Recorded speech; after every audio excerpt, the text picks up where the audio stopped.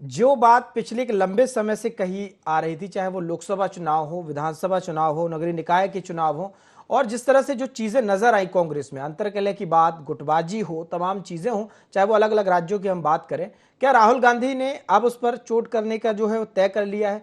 और एक जो सृजन अभियान चलाया जा रहा है, क्या ये माना जाए कि इससे अब कांग्रेस पार्टी रिवाइव करेगी? आपको लगता है कांग्रेस पार्टी के लिए बेहतर ये तरीका होगा जिस तरह से राहुल गांधी ने बयान दिया है और जिस दिशा में वो काम कर रहे हैं? बिल्कुल प्रभात जी, देखिए मेरा ये मानना है कि सबसे पहला कदम जो होता है अपने आप को सुधार करने का, वो है अपनी गलती को मानना। देखिए अभी मनीष जी ने बताया कि गलतियों की कमी कोई भारतीय जनता पार्टी में भी नहीं है, कोई गुटों की कमी भी भारतीय जनता पार्टी में नहीं है, लेकिन क्योंकि अभी सत्ता है, चारों तरफ सत्ता है, डबल इंजन ट्रिपल इंजन की बात है, तो सत्ता मत में चूर इन लोगों को सब पता नहीं चलेगा और ना ही इनके ऊपर कोई सब अभी दिखेगा। लेकिन हमारी पार्टी जो है पूरी तरह से इस चीजों को डायग्नोस करने के मूड में है। ये सब कुछ देखा जाएगा कि कौन नेता है जो काम करना चाहता है, कौन नेता काम नहीं करना चाहता है, कौन ऐसे हैं जो हो सकता है किसी प्रकार के दबाव में हो, विपक्षी पार्टी या सत्ताधारी पार्टी के सारी चीजों को डायग्नोस किया जाएगा। और किसी को लेकर संगठन सृजन अभियान जो है चलाया जा रहा है, अपने का हम काम करेंगे लेकिन संगठन को जो राहुल गांधी जी करने वाले हैं, बिल्कुल काम को होगा और कांग्रेस पार्टी वापस खड़ी होकर दिखाएगी। और रही बात जो है भारतीय जनता पार्टी के प्रवक्ता की बातें कह रहे थे, तो चाहे देखिए हमारी पार्टी में तो कम से कम घोड़े हैं, इनकी पार्टी में तो विजय शाह जैसे गधे हैं लेकिन जिनको आज तक के पार्टी से निकाल नहीं पाए। क्योंकि बात भोपाल की थी, तो मध्य प्रदेश में उन्होंने क्या बात की, वो मंत्री जी ने जो हमारे सेना के अधिकारी सोफिया कुरैशी जी के बारे अभिमन्यु में, जी, उसके बाद भी आज अभिमन्यु तक जी, ये लोग उनको मेरा पार्टी से नहीं मेरा निकाल मेरा पाए। सवाल ये है तो कि इस आप कह प्रकार रहे की हैं कि परिस्थिति जो इनकी आइडेंटिफाई पार्टी में किया है। जाएगा कौन उसके किस अलावा लायक है। मैं ये सवाल कर रहा हूं कि अगर राहुल गांधी ने दो कैटेगरी बताई थी पहले घोड़ों की, जैसा वो कह रहे हैं, तीसरी कैटेगरी उन्होंने इंट्रोड्यूस की, तो कहीं ना कहीं उन्होंने पहचान तो कर ली है ना। अगर उन्होंने तीसरी कैटेगरी, तीसरा प्रकार का घोड़ा बताया है उदाहरण स्वरूप, तो कहीं ना कहीं तीसरा जो व्यक्ति है, जो परेशान कर रहा है, जो गुटबाजी कर रहा है या जो काम नहीं कर पा रहा है, उसको कहीं ना कहीं आइडेंटिफाई तो कर लिया। जी बिल्कुल, देखिए हमारी पार्टी जो है इसके ऊपर बहुत समय से काम कर रही है। सारे देश में हर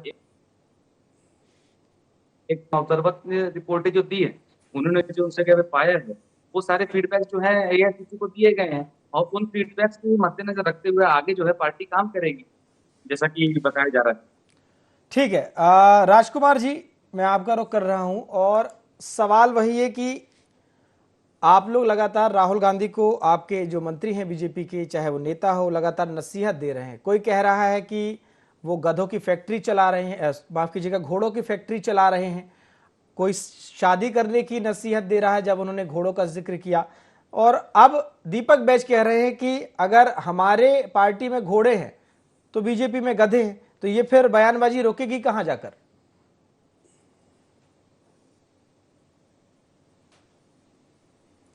देखिए प्रभात जी, जिस प्रकार से साथी प्रवक्ता, मैं समझता हूँ जिस प्रकार से मर्यादा का उल्लंघन कर रहे हैं, विष्णु देसाई जी के लिए अभी इन्होंने जिस शब्दों का प्रयोग किया, पहले मर्यादा का ध्यान रखना चाहिए। वो प्रदेश के माननीय मुख्यमंत्री हैं और पूरे प्रदेश से मैं समझता हूँ जिस प्रकार से जनता का जनादेश मिला है और पूरे छत्तीसगढ़ प्रदेश के मुखिया हैं, उस प्रकार से इस प्रकार के शब्दों का प्रयोग अभिमन्यु जी कर रहे हैं, मैं उसकी घोर निंदा करता हूं। और देश की जनता, प्रदेश की जनता जानती प्रभात जी कि गधा कौन है, घोड़ा कौन है, बताने की आवश्यकता नहीं है।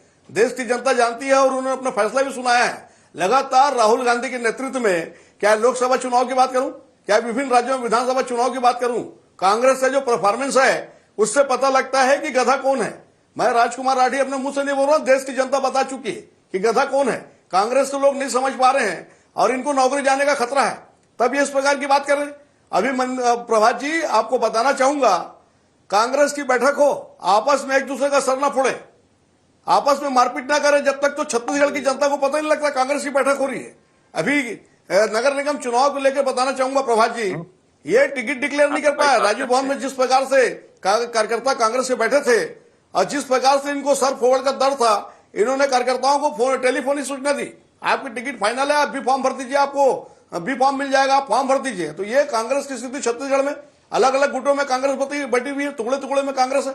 यहाँ पर भूपेश बघेल जी का अलग गुट है, चरणदास महंत जी का अलग गुट है, टीएस सिंहदेव जी का अलग गुट है, दीपक बैज जी का अलग गुट है। संगठन का कोई आदमी है नहीं, कोई हर व्यक्ति, आप किसी से भी बात करेंगे, कांग्रेस के बहुत सारे मेरे साथी मित्र हैं, तो कोई बताता है मैं भूपेश बघेल का आदमी हूं, कोई बताता है मैं टीएस सिंहदेव का आदमी हूं, कोई बताता है कि मैं चरणदास महंत का आदमी हूं, कोई बताता है कि दीपक बैज का आदमी हूं। किसी ने भी नहीं कहा कि कांग्रेस संगठन का आदमी है। तो इस प्रकार से टुकड़े टुकड़े में कांग्रेस बटी है। और ये जो गंगा जल की कसम खाकर प्रदेश में सरकार बनाए थे, उसको छत्तीसगढ़ की जनता ने देखा। 36 में से 6 वादा इन्होंने पूरा नहीं किया। तो देश की जनता जानती है प्रभात जी की गधा कौन और घोड़ा कौन है। हमको कहने की आवश्यकता नहीं। इस प्रकार की मर्यादा जो है को भंग करने का काम ठीक है। भारतीय जनता पार्टी का कार्यकर्ता नहीं करता है प्रभात जी।